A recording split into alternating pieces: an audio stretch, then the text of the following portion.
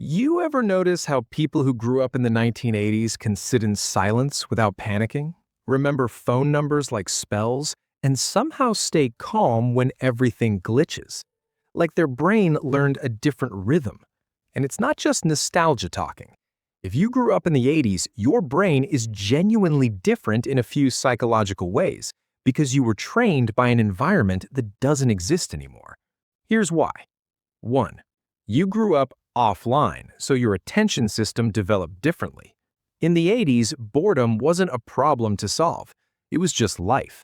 You waited for cartoons to start. You stared out car windows for hours. You listened to the same song on the radio because there was no skip button. And that matters, because attention isn't just something you have, it's something your brain builds through practice. Psychologists sometimes describe attention like a muscle. And in the 80s, your brain got forced reps. Today, people live in constant dopamine sampling, a quick scroll, a quick hit, a quick refresh. But in the 80s, rewards came slower, which trained patience, delayed gratification, and longer focus loops. So if you're an 80s kid, you might notice something weird. You can concentrate deeply, but only when you decide to. And when you're bored, you don't immediately feel broken. You just drift. And your brain doesn't scream for stimulation every 6 seconds. 2. You were raised with more unsupervised freedom, so your risk and resilience wiring adapted. Think about it. Kids disappeared outside for hours. No GPS, no constant check-ins, no group chat, no share your location. And weirdly, most survived. That kind of childhood trains a specific psychological skill, self-directed problem solving. When adults aren't hovering, you learn to read people faster. You learn social negotiation. You learn how to get home when you're lost. You learn how to take a small hit, physically or emotionally, and keep moving. This connects to something called self-efficacy. It's your belief that you can handle life. Not that life will be easy, but that you'll figure it out. So, a lot of 80s kids grew up with a quiet confidence that doesn't look loud. It looks like, okay, this is bad, but I'll deal with it. And that's why many of them seem calmer in chaos. Their nervous system learned early that discomfort doesn't automatically equal danger. 3.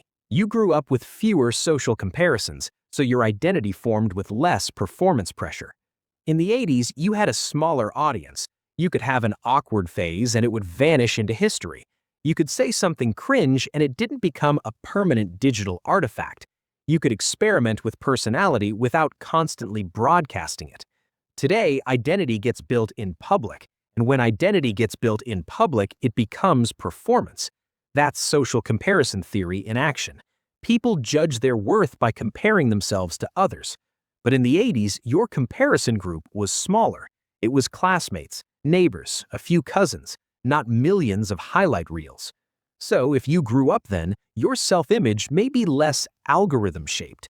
You might still care what people think, but you're less likely to feel watched by the entire world.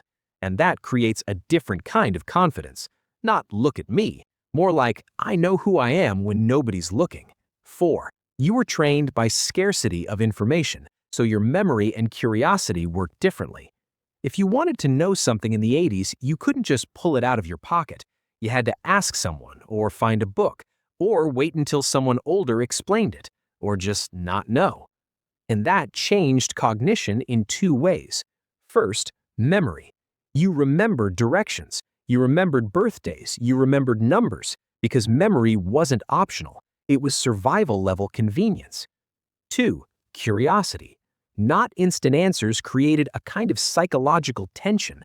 A question could sit in your mind for days. And when the answer finally arrived, it felt rewarding. That's why many 80s kids still have this detective brain. They don't just want information, they want the chase. It's also why some 80s kids feel strangely annoyed by modern life.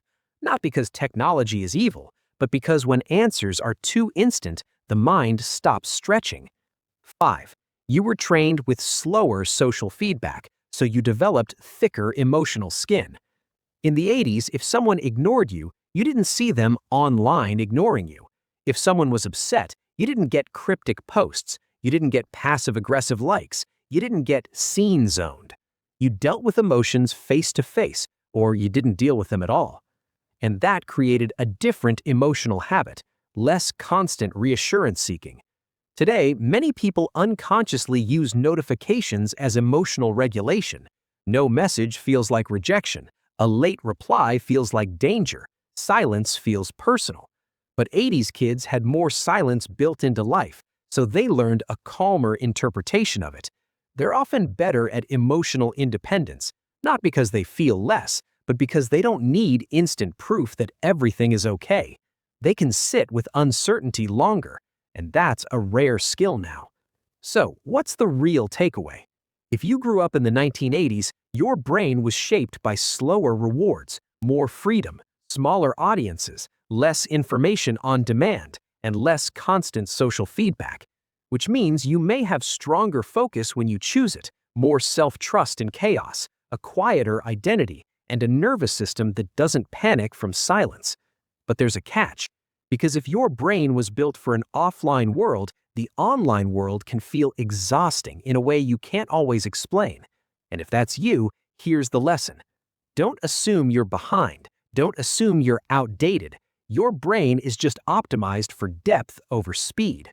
If this made you feel understood, tell me in the comments what's the most 80s kid trait you still have today. And if you want more psychology like this, simple, real, and slightly uncomfortable in the best way, and stay here.